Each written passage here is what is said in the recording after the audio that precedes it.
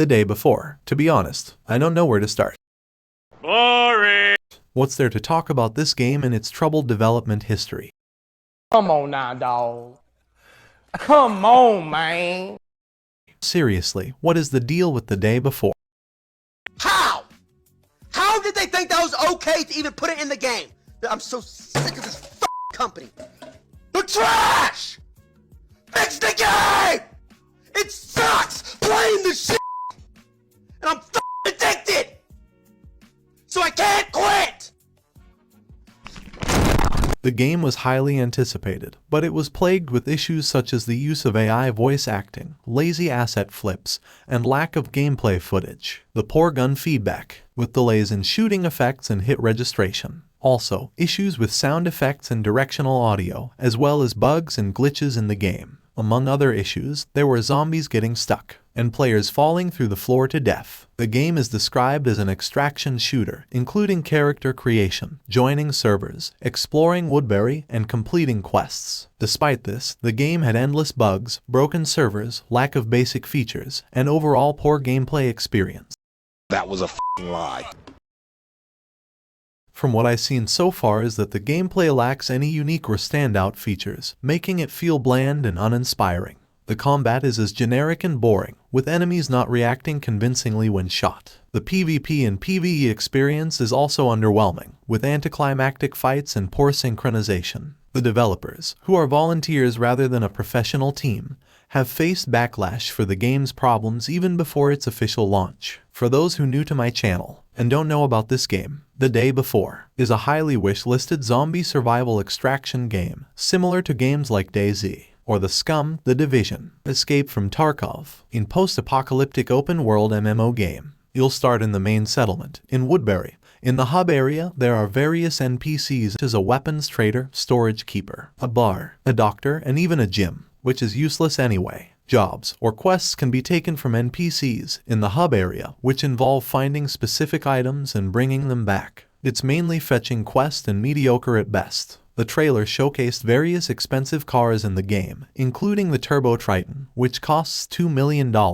This game on Steam has had a lot of sketchy activity going on with it. I first heard about it on a YouTube video. Some of it has been constant delays and a gameplay demo not looking anything like the screenshots. Thing is, this has happened before. The recent gameplay video was so bad, and after seeing that, yeah, no way. That thing game is never coming out, and even if it does, it is going to be a mediocre mess at best. First of all, guys, the game is real, and they did give some early access key for review or playtest the game and get feedback from other content creators. Now, I did not see anyone have posted any gameplay video or have a proper idea about what the early access looks and plays like. From what we've seen so far, the first trailer was caught everyone's attention because it looked like the Division first game, mix of The Last of Us Part 1 and the State of Decay, but with major upgraded with modern looks, and the graphics looked amazing. We know now, since the trailer, the game was getting delayed again and again for past 2 years. Remember, this game was under development for 5 years. Holy Jesus.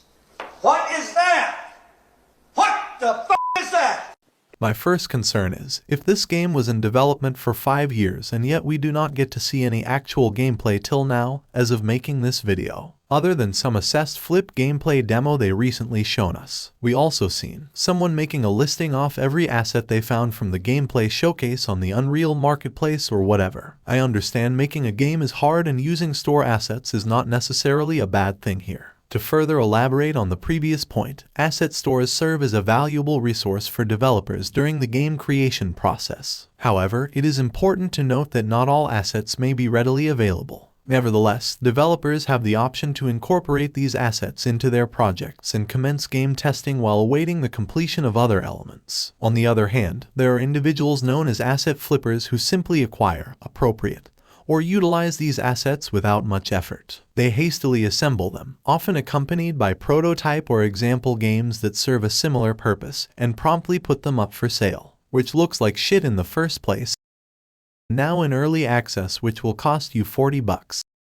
Now, I think key factors that drew a significant number of individuals to The Day Before was its potential to seamlessly combine various elements into a captivating third-person shooter open-world multiplayer zombie survival games like The Last of Us Part 1 and Part 2, The Division 1 and 2. From what I can tell, What is shown here looks fine, achievable, but not nearly as extraordinary as we were led to believe. However, given the history of this game, I would still be surprised if we get anything close to what is shown in this trailer. The fact that it is launching in early access despite the game having pushed release several times already, once supposedly only due to trademark issues, is obviously indicative that the game they previously showed never existed. On Steam page, this game is one of the top wishlisted game if you see the system requirements. That's clearly misleading us. This game had a peak of 38,104 players and around 12,515 players during the time the video was made. The minimum requirement with no resolution anywhere to be found.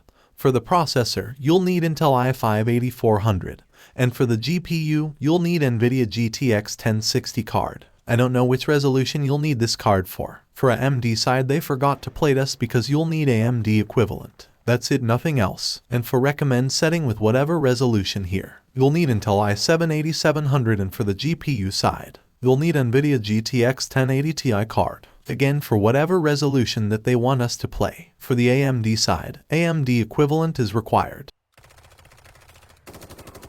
In conclusion, I'm skeptical on this one.